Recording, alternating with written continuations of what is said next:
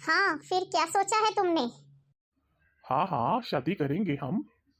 मेरे माँ बाप तो मान गए, तुम अपने माँ बाप को मना लो। अरे काजल, तुझे पता है ना, मेरे माँ बाप को मनाने में थोड़ा टाइम लगेगा।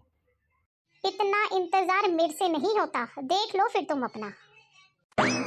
एक काम करते हैं, हम दोनों कोर्ट मैरिज कर लेते हैं। फिर जाके मम्मी पापा का आशीर्वाद ले लेंगे। मानना तो उनको आखिर पड़ेगा ही। मेरी बात सुन लो ध्यान से, शादी के बाद मैं तुम्हारे माँ बाप के ताने नहीं सुनूंगी। आखिर सरकारी नौकरी है मेरी, अपने पैरों पे स्टैंड हूँ मैं, तो मैं किसी की बातें क्यों सुनूं। काजल, वो मैं अपने माँ बाप को समझा लूंगा। देख लो, तुम्हारा लाडला अभी तक आया नहीं है। पता नहीं कहाँ पर घूम रहा है और किसके साथ घूम रहा है। रात के 12 बज गए हैं।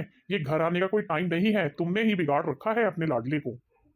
अरे कोई नहीं, गुस्सा क्यों करते हो, बड़ा हो गया है, उसको प्यार से समझाना पड़ेगा। आ जाएगा थोड़ी देर तक। लो जी, आ गया। बज गई घर की घंटी।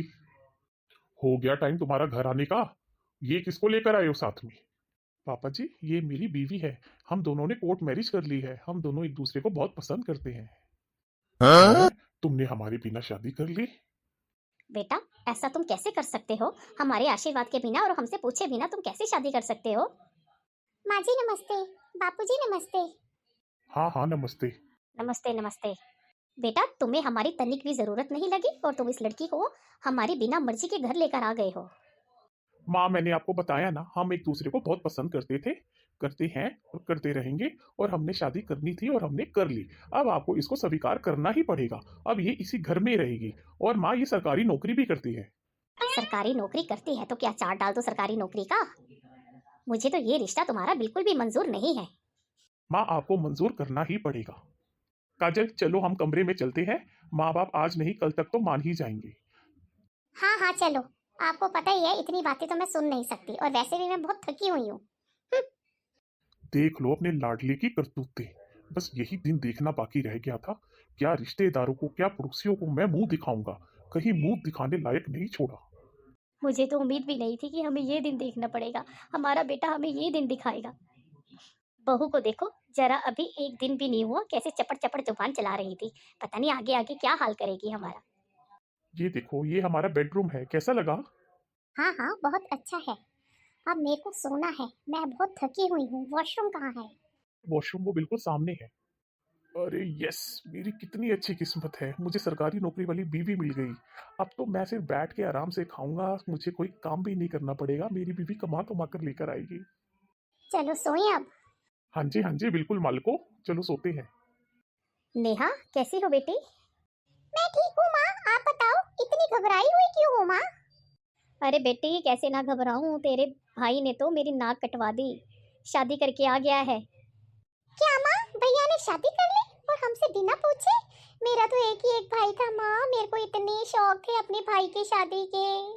और माँ, मैं अपने ससुराल में क्या मुंह दिखाऊंगी? ये तो बेटी, मैं तो खुद बहुत परेशान हूँ, तेरे बापूजी भी बहुत परेशान है, बेटे ने क्या कर दिया।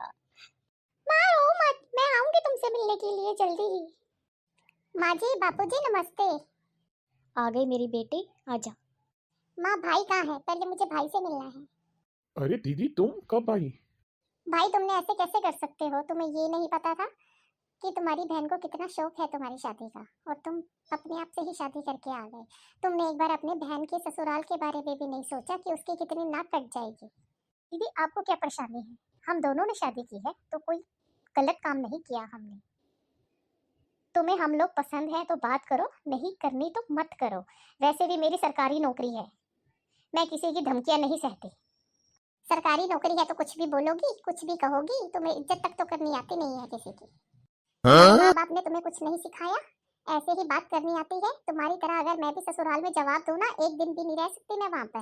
वो तो मेरे माँ बाप बाबूजी सब इतने अच्छे हैं कि तुम्हारी सारी बातें सुन लेते हैं। भाई, तुम भी एक दिन भाभी को आए हुए नहीं हुआ और उसके साथ ही लग गए हो। तुम्हारी बहन की बेइज्जती करी जा रही है, तुम्हें कोई फर्क ही नहीं है। अरे दीदी, मैं भी क्या करूँ, सरकारी नौकरी है ना। मुझे बैठकर खिलाएगी वो। खाओ फिर बैठ के, मैं तो चली अपने घर।